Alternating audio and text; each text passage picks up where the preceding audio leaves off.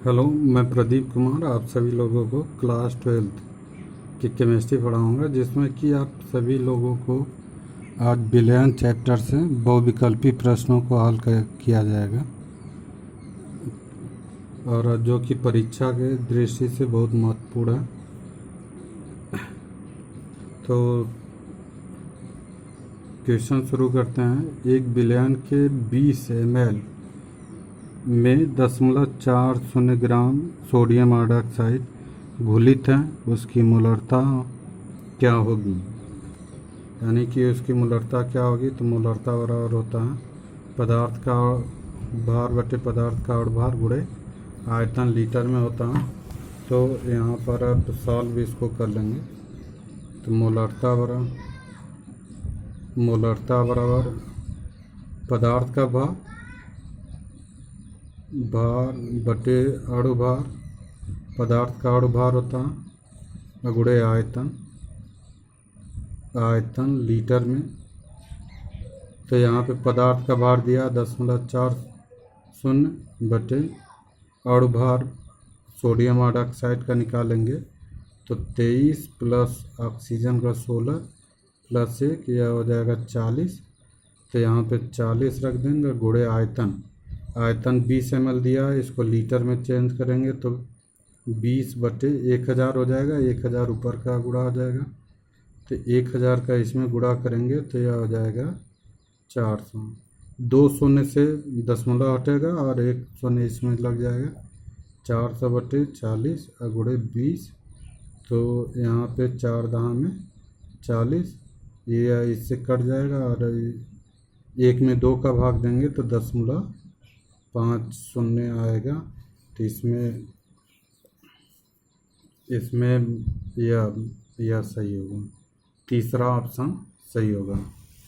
फिर कह रहा है दूसरा क्वेश्चन है, मोलर विलयन वह विलयन है जिसमें 1 मोल विलेय घुला हो। तो यह मोलर विलयन यानी कि मोलरता होता है। तो मोलरता हमेशा यहाँ पे ऑप्शन दिया है 1000 ग्राम विलायक में। 1000 ग्राम विलायक में जो होता है वह मोललता होता है, तो यह नहीं होगा। 1 लीटर विलायक में यह भी नहीं होगा। 1 लीटर विलयन में यह होगा। तो मोलरता की परिभाषा होती है कि किसी विलयन की 1 लीटर आयतन में उपस्थित विलेय के मोलों की संख्या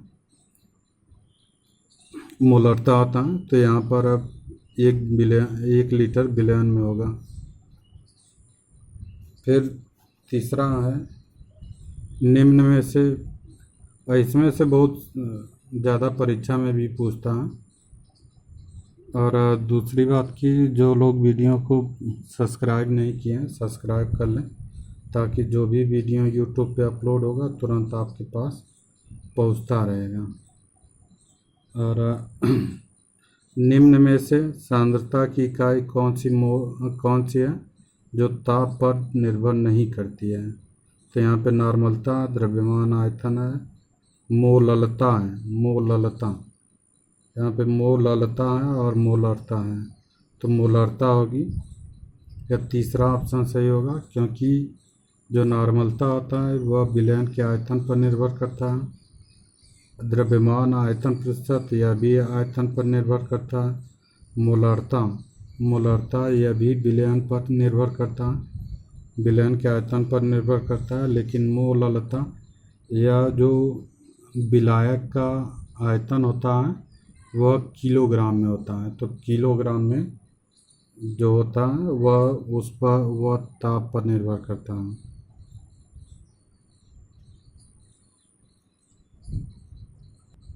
तो इसको किलोग्राम में मापते हैं, तो इसकी वजह से यह ताप पर निर्भर नहीं करता। अब किसी विलयन का पराशरण दाब, चौथा है, किसी विलयन का पराशरण दाब का संबंध होता है। तो पराशरण दाब बराबर होता है, पराशरण दाब बराबर पड़े होंगे, यह हो जाएगा CRT होता है। P बराबर CRT। अब इसी संबंध को इसमें देखेंगे तो यह इससे नहीं है, यहाँ P बराबर आर टी बाई सी है। दूसरा ऑप्शन है P बराबर सी टी बाई आर है। तीसरा ऑप्शन है P बराबर C R C by T है। और तीसरा ऑप्शन है P by C R T. अगर C को इधर लाएंगे तो यह बटे में हो जाएगा, यह हो जाएगा और R T P by C R T. तो यह चौथा ऑप्शन सही होगा। और अब पांचवा है समपराश्रयी विलयनों में नहीं होता है। समपराश्रयी विलयनों में नहीं होता है परासरण दाब, मोलर सांद्रताएं, रासायनिक गुण, ताप। तो परासरण दाब, मोलर सांद्रताएं, रासायनिक गुण, ताप। तो इसमें से जो समपराश्रयी विलयनों में नहीं होता है तो परासरण दाब, मोलर सांद्रताएं, सॉरी यहाँ पर परासरण दाब नहीं रहेगा, केवल परासरण रहेगा। तो यहाँ पर समपराश्रयी विलयनों में नहीं होता है तो पहला हो जाएगा परासरण और दूसरा है मोलर सांद्रता, तीसरा रासायनिक गुण और चौथा ऑप्शन है ताप।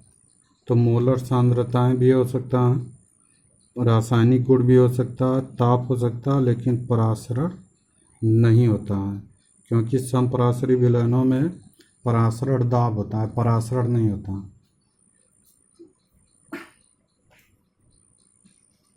और निम्न में से कौन सा विलयन का अणुसंख्य गुणधर्म नहीं है? तो अणुसंख्य गुणधर्म यानी कि जो विलेय के अणुओं की संख्या पर निर्भर करता है वह क्या कहलाता है? अणुसंख्य गुणधर्म कहलाता है।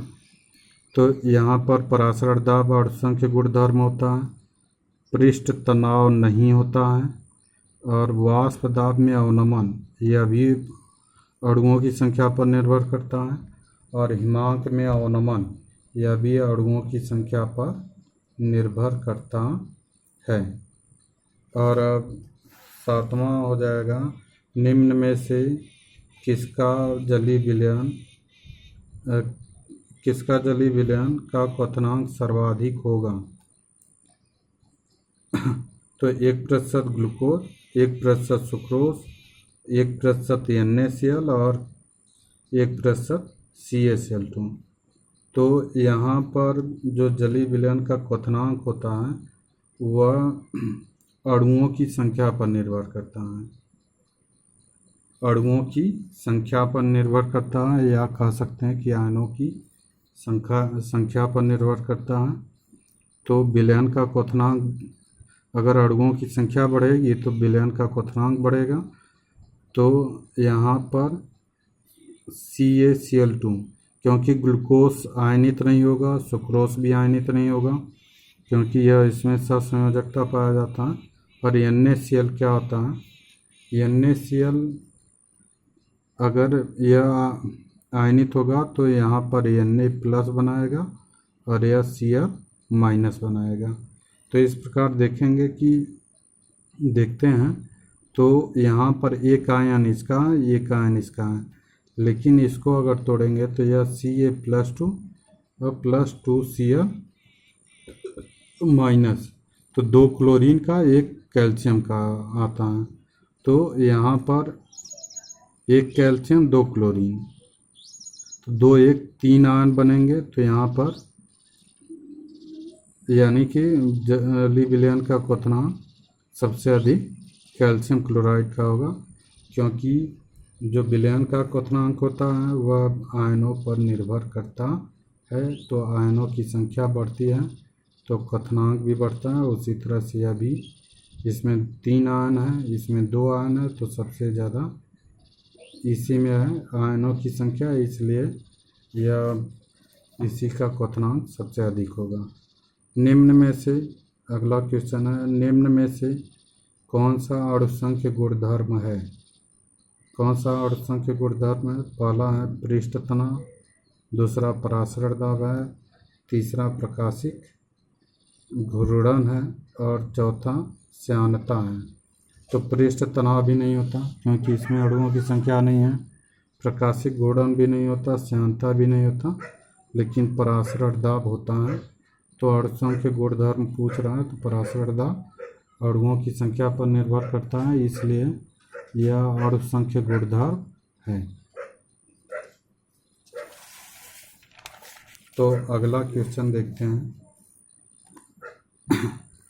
विलयन 9वां क्वेश्चन है। विलयन जिसके परासरण दाब समान होते हैं कहलाते हैं। यानी कि विलयन जिसके परासरण दाब समान होते हैं, तो ऐसा विलयन या ऐसे दो विलयन जिसका परासरण दाब क्या होता है, समान होता है, तो उसे समपरासरी विलयन कहते हैं। तो यहाँ पर यह हो जाएगा समपरासरी विलयन।